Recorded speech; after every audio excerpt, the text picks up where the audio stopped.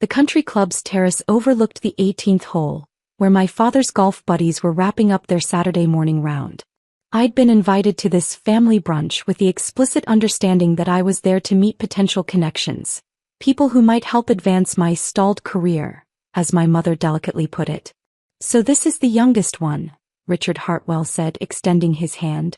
He was a senior partner at one of DC's most prestigious law firms. "Your father tells me you work for the government." "That's right," I confirmed, shaking his hand. "Which agency?" his wife Patricia asked, her smile polite but disinterested. "I work in the executive branch," I replied simply. "Executive branch," my father interjected quickly. "Nothing too exciting, I'm afraid. Mostly administrative work from what I understand. Emily has always been more interested in public service than actual career advancement." My older sister Jessica laughed, swirling her mimosa. She could have gone into corporate law like me, but no, she wanted to serve her country. "Very noble, very broke." "There's honor in government service," Patricia offered charitably. "Even if the pay is terrible." "What do you do exactly, Emily?" "Help process permits? Work in records." "Some boring government work," Dad explained before I could answer, his tone apologetic to his friends. "You know how it is with these federal positions. Lots of bureaucracy, not much responsibility." She's been there for 8 years now and still no real promotion to speak of.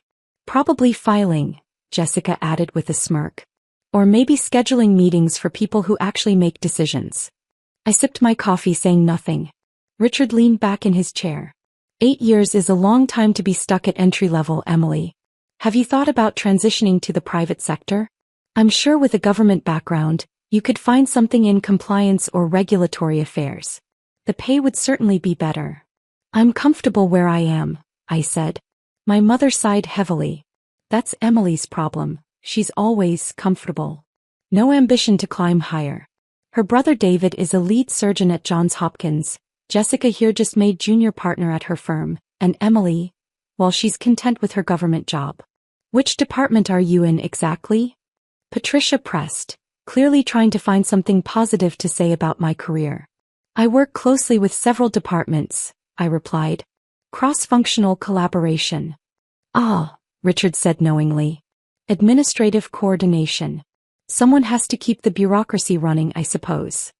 "Exactly," Dad agreed eagerly. "Emily's always been good at organization and detail work. Just not particularly ambitious about advancement." Jessica leaned toward Patricia conspiratorially. She could have clerked for a Supreme Court justice with her credentials. Yale Law, top of her class, law review. Instead, she took some entry-level government position and has been there ever since. We've tried to convince her to do something more with her life, but... She shrugged helplessly. "I'm doing exactly what I want to do," I said calmly. "But for how long?" Mom asked, her voice tinged with frustration. "You're 36, Emily. When are you going to start building real wealth? Real influence? You can't live on a GS-12 salary forever." "GS-12? Richard raised his eyebrows. "After 8 years? Emily, I don't mean to be harsh, but that's concerning. Most people are GS-14 or 15 by that point if they have any real trajectory." "Government careers move slowly," Patricia said kindly. "I'm sure Emily has good job security at least." "Job security without advancement is just another word for stagnation," my father declared. "That's what I keep telling her. Security doesn't build dynasties. Take Richard here. Senior partner by 40. That's ambition. That's drive." Richard nodded modestly. "The private sector rewards merit. Government work, well, it's very egalitarian. Everyone moves at the same pace regardless of talent." "Exactly," Jessica exclaimed. "Emily has all this talent, all this education, and she's wasting it pushing papers in some windowless office in DC. It's tragic." "I have a window," I mentioned. "Oh, a window," Mom repeated sarcastically. "Well, that certainly makes up for 8 years of career stagnation." The waiter arrived with our food, eggs Benedict, smoked salmon, fresh fruit. The conversation paused briefly. "So what does a typical day look like for you?" Patricia asked, clearly still trying to be polite. "What kind of tasks do you handle?" "I review briefings, attend meetings, coordinate with various stakeholders, advise on policy matters," I said. "Policy matters," Dad scoffed gently. Emily, you're not a policymaker. You support policymakers. There's a difference. She probably means she delivers policy briefings to her superiors, Richard suggested. That's good experience actually. Shows attention to detail. If you ever want to interview at my firm, Emily, I'd be happy to put in a word. We're always looking for people with government experience to help us navigate regulations. That's very generous, I said. But I'm happy where I am. Jessica shook her head in disbelief. You keep saying that. Happy. But Emily, you could be making $300,000 a year in private practice. Instead you're making what, 70? 80? Something in that range, I said vaguely. See? That's the problem, Mom interjected. You're not even sure what you make. You're not thinking about money at all. Meanwhile, your sister is buying investment properties, your brother just bought a vacation home in the Hamptons, and you're living in that tiny apartment in Arlington. It's a nice apartment, I defended mildly. It's 700 square feet, Jessica countered. Emily, I'm saying this because I care. You're wasting your potential. You were brilliant in law school. Everyone expected great things from you. And now you're just maintaining. Not growing, not advancing, just existing in some mid-level government position that nobody's even heard of. Richard's phone buzzed. He glanced at it and his expression brightened. Speaking of government positions, I just got confirmation. We're meeting with the Deputy Secretary of State next week about the trade agreement negotiations. Finally got through the bureaucratic red tape. Impressive, Dad said admiringly. That's the level Emily should be aspiring to reach. Deputy Secretary, cabinet-level positions. Real power. Those positions are political appointments, Patricia noted. You need connections for that level. No offense, Emily, but I doubt you've built that kind of network doing administrative work. You never know, I said. Jessica laughed. Emily, be realistic. You'd need to know senators, congresspeople, maybe even the president's inner circle to get anywhere near that level. You've spent 8 years filing papers and attending meetings. That doesn't build the kind of relationships that lead to real power. My phone vibrated in my purse. I glanced at it discreetly under the table. Secure line, White House Situation Room. I set the phone face down beside my plate. More government busy work? Dad asked, noticing. Can't even enjoy a Saturday brunch without them calling. It's the nature of government work, Richard said sympathetically. They don't respect boundaries because they know you have nowhere better to go. In private practice, clients respect your time because you're billing $500 an hour. Emily doesn't bill anything, Jessica pointed out. She just does whatever her supervisor tells her to do. That's what happens when you don't have real leverage. My phone buzzed again. Then again. Emily, please, Mom said. Turn that off or step away and deal with it. This is family time. I picked up my phone. 3 messages, all marked urgent. James Morrison, Chief of Staff. Emily, we have a situation. Ukraine intelligence intercept. Need your assessment immediately. General Patricia Collins, Joint Chiefs Advisor, we have confirmation of troop movements near the border. NSC meeting convening in 30 minutes. Your presence required. Director Sarah Zhang. Say, Emily, this can't wait. We need you in the Situation Room now. I'm sorry, I said, standing. I need to take this. On a Saturday? Patricia asked, surprised. Government emergencies don't follow business hours, I explained, already moving away from the table. I walked to the far end of the terrace, away from other diners, and dialed the secure line. This is Emily Carter, I said quietly. James Morrison's voice was tense. Emily, thank God. We've intercepted communications suggesting coordinated military movements in 3 separate regions. The President wants your analysis before we brief congressional leadership. How fast can you get to the White House? I'm in Great Falls, I said, checking my watch. 40 minutes with security clearance. We'll have a car to you in 5 minutes. Send your location. James, give me the basics now so I can start processing. Encrypted channels show unusual coordination between state actors in Eastern Europe and the Middle East. Patterns match the scenario you briefed us on 3 months ago, the one about coordinated pressure testing of NATO response times. I closed my eyes, running through the intelligence assessments I'd been monitoring. Have we confirmed satellite imagery? Being analyzed now. NGA is sending preliminary assessment to your secure device. Emily, if you're right about this coordination, it means we're looking at a deliberate test of alliance response capabilities, I finished. Not an immediate threat but a rehearsal. Give me 10 minutes to review the intercepts before the meeting. You've got it. Car is 2 minutes out. And Emily, the president specifically asked for you. Not the NSC, not state. You. I hung up and returned to the table, where my family and their friends were deep in conversation about someone's yacht purchase. All handled?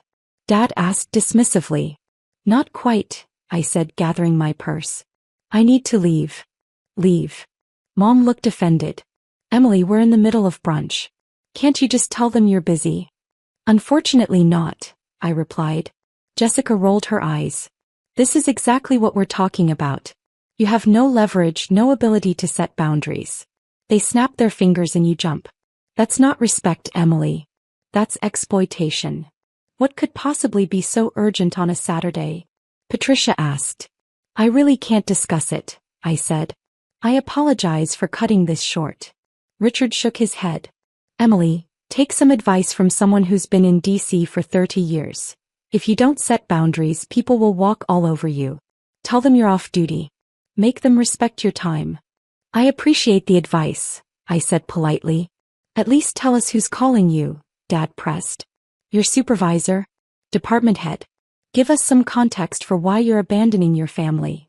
Before I could answer, a black SUV with government plates pulled up to the country club's entrance. 2 Secret Service agents stepped out. Jessica noticed them. Who are they here for? One of the agents was walking purposefully toward the terrace, his earpiece visible, his eyes scanning until they landed on me. Miss Carter, he said, approaching our table. We're ready when you are, ma'am.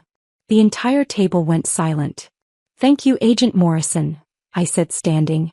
One moment. I turned to my family. I really do need to go. Enjoy the rest of your brunch. Wait, Richard said, his attorney instinct suddenly sharp. Secret Service? Why would they be picking you up for administrative government work? Emily, Mom's voice was uncertain now. What exactly is your position? I work in the executive branch, I repeated calmly. I really do need to go. There's a situation that requires my attention. Agent Morrison spoke into his wrist mic. Eagle's Nest. We have advisor. EA to White House, 35 minutes. Advisor. Jessica's voice was barely a whisper. I smiled apologetically at Patricia and Richard. It was lovely meeting you both. I'm sorry to cut this short. As I walked toward the SUV, I heard my father's stunned voice behind me. Did he say, advisor? And White House? I climbed into the SUV and Agent Morrison closed the door behind me. Inside, a secure tablet was already waiting with encrypted briefing materials.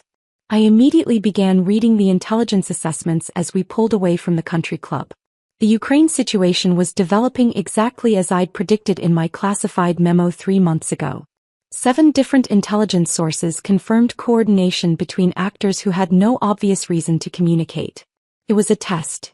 A probe to see how quickly NATO could mobilize information and response. My secure phone rang. The screen showed, POTUS, direct line. Mr. President, I answered. Emily, James says you're 40 minutes out. I need your read on this before I brief the speaker.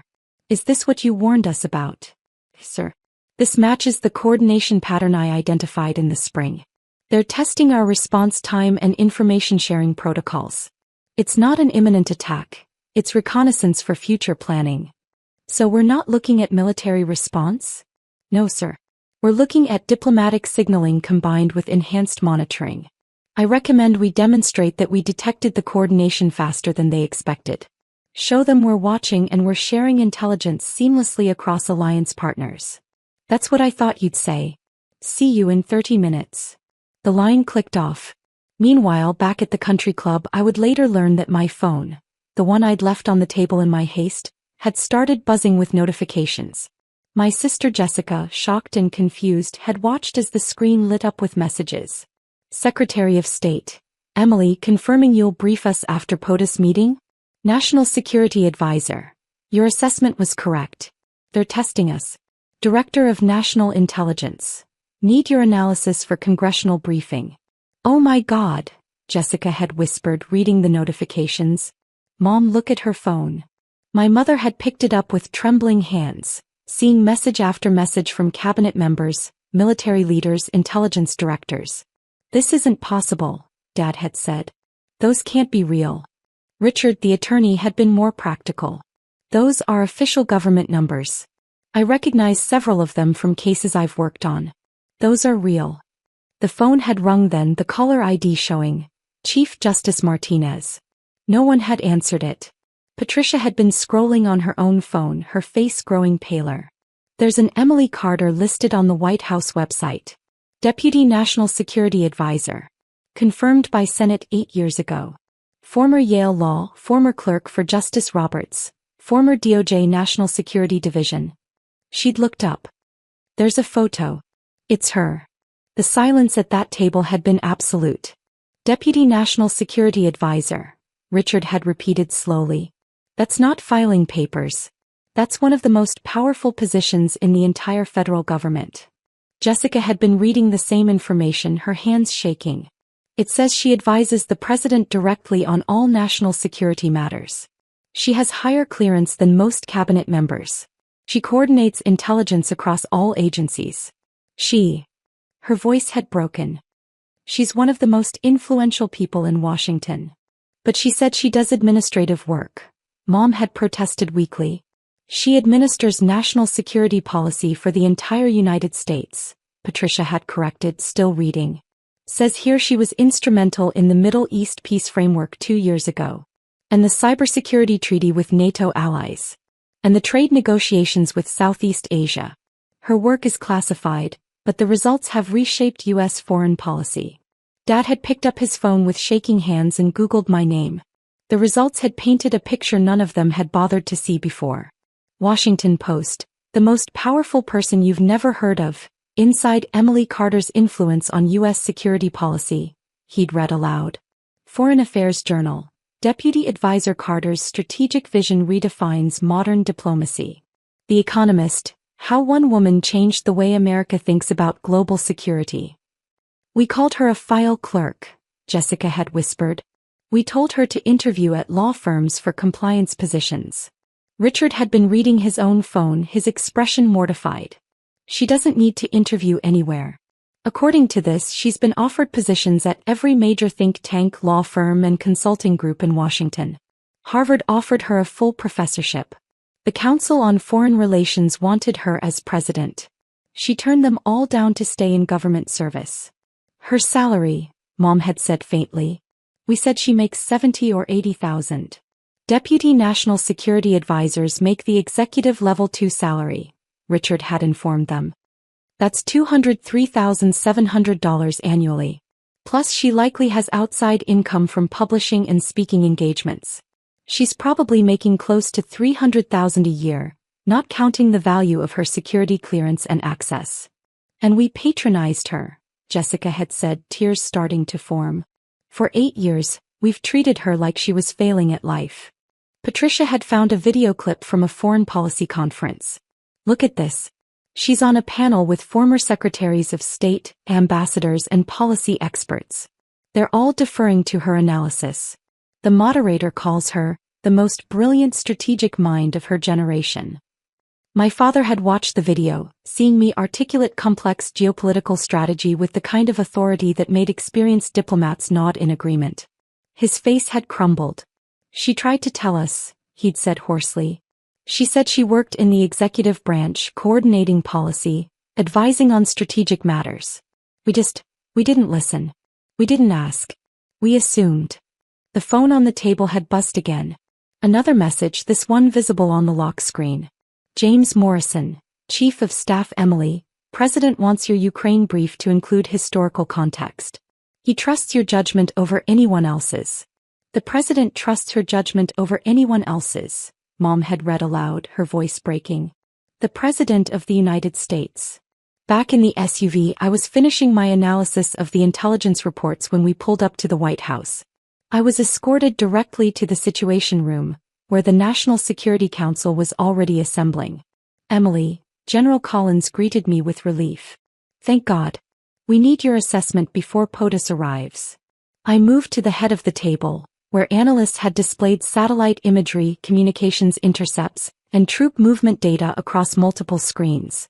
This is a coordinated probe, I began, pointing to the timeline. 7 actors, 4 time zones, synchronized within a 90-minute window. They're not preparing an attack. They're measuring our detection and response capabilities. How do we respond? The Secretary of Defense asked. We don't, not militarily.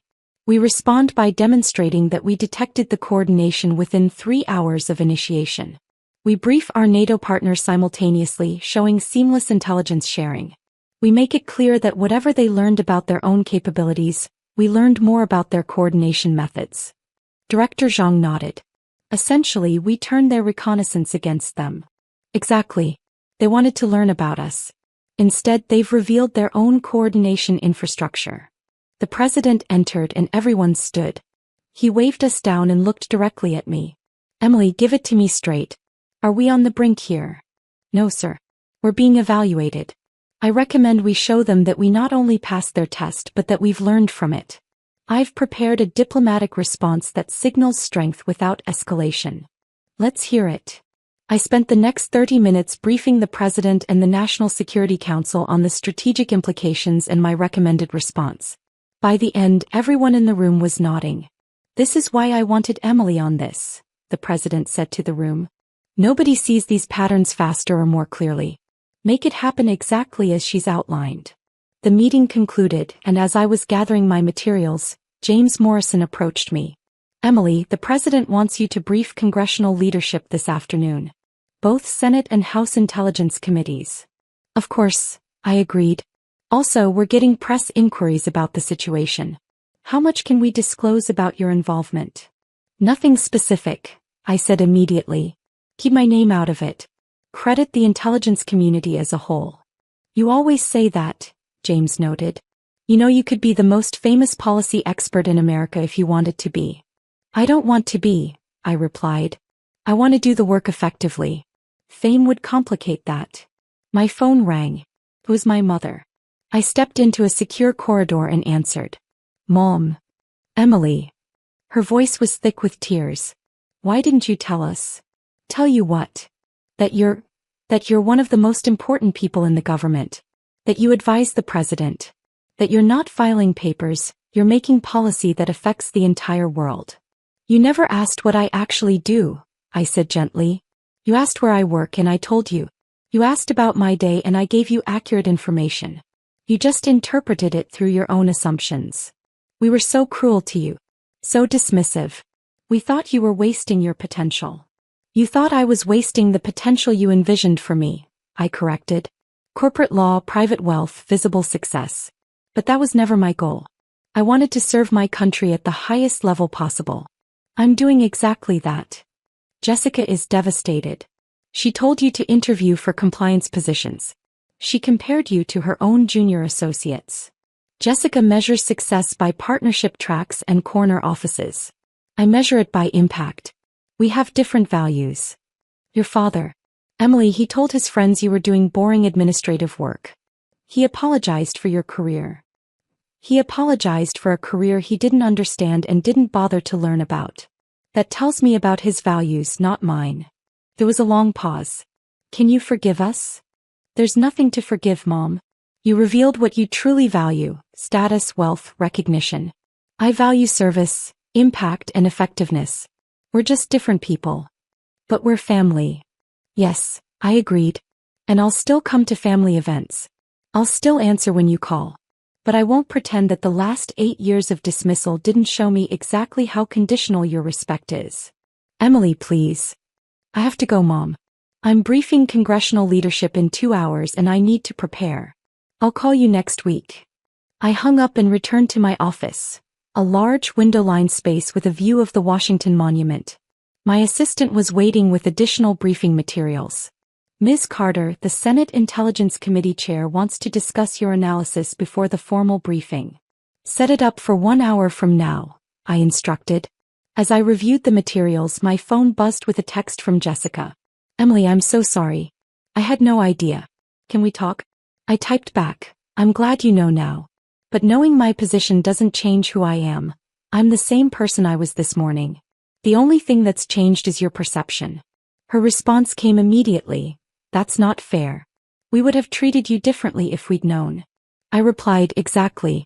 And that's the problem. I set my phone aside and focused on preparing for the congressional briefing. This was what mattered, ensuring that our nation's leadership understood the strategic implications of the morning's intelligence and could make informed decisions about our response. My family's belated recognition of my position was irrelevant to the work. Later that evening, after briefing both intelligence committees and coordinating with our NATO partners, I returned to my tiny apartment in Arlington. It was indeed 700 square feet. It was also 2 blocks from the Pentagon, had state-of-the-art security, and was exactly what I needed. I made myself dinner, pasta with vegetables, and settled in to read the latest intelligence assessments from East Asia. My phone buzzed. A text from my brother David, the Johns Hopkins surgeon. Emily, I just heard from Mom. I had no idea about your position. I'm in awe. Can we talk soon? I smiled slightly and typed back. I've been in this position for 8 years, David. I'm the same person I was yesterday. The only difference is that now you know what I actually do. His response, I feel terrible. We all do. Don't I wrote. You showed me who you are when you thought I had no power. That was valuable information. Now you're showing me who you are when you know I do. That's valuable too. I set the phone down and returned to my briefing materials. The next morning, I received an email from Richard Hartwell, my father's golf buddy. Ms. Carter, I wanted to apologize for my comments yesterday. I had no idea I was offering career advice to someone who's achieved more in government service than I ever will in private practice. If there's ever anything I can do to support your important work, please don't hesitate to reach out. Richard. I replied, Richard, thank you for the kind words. No apology necessary. Your advice was sound for someone pursuing private practice. I simply chose a different path. Regards, Emily. By Monday morning, the Ukraine situation had been resolved exactly as I'd recommended. Our diplomatic signaling had worked perfectly, we'd demonstrated awareness and coordination without escalation, and the probing actors had backed down. The president called me personally to thank me. Emily, impeccable analysis as always. You called this one perfectly. Thank you, Mr. President. Just doing my job. One of these days you're going to let me put you forward for National Security Advisor. You're already doing the job. I'm comfortable where I am, sir. Being one step removed from the spotlight lets me work more effectively. He laughed. That's what you always say. All right, keep doing what you're doing. The country's safer because of you. That afternoon my mother called again. Emily, I wanted to let you know that we're having a family dinner next month. Your father and I would very much like you to attend. We want to do better. To really listen to you. I'll be there if I can, Mom, I said. But my schedule is unpredictable. If there's a crisis, I'll need to cancel. Of course. We understand. You have such important responsibilities. I had the same responsibilities last month when you were upset that I canceled for work, I pointed out gently. The only thing that's changed is your awareness of them. Silence. That's fair, she finally said. Emily, how do we fix this? You don't fix it, Mom. You just acknowledge it. You respected me when you thought I had power. You dismissed me when you thought I didn't. That's who you are. I can accept that and still maintain a relationship with you, but I won't pretend it didn't happen. That's so harsh. It's honest, I corrected. And I've learned that honest relationships, even uncomfortable ones, are better than relationships built on false pretenses. After we hung up, I sat at my desk and looked out at the Washington Monument, thinking about perception and value. My family had spent 8 years believing I was a low-level bureaucrat because I didn't perform success in ways they recognized. They measured impact by salary figures, job titles, and visible prestige. I measured impact by prevented conflicts, successful negotiations, and strategic frameworks that kept people safe. Neither measurement was wrong, they were just different. But their treatment of me when they thought I had no power had revealed something important. Their respect was transactional, conditional on status rather than character. Now they knew my status and they were desperate to repair the relationship. But I didn't need their respect anymore. I'd never needed it. I had the president's trust, the confidence of the Joint Chiefs, the respect of intelligence directors and foreign diplomats. I had prevented wars, brokered peace, and shaped policy that affected millions of lives. My family's opinion of my success had never been relevant to my actual success. And recognizing that was its own kind of liberation. I turned back to my computer where a new intelligence brief was waiting for my analysis. There was work to do. Important work that would never make headlines, that my family would never fully understand, but that mattered more than their belated approval ever could. I was Emily Carter, Deputy National Security Advisor to the President of the United States. And I had been all along. Whether my family knew it or not.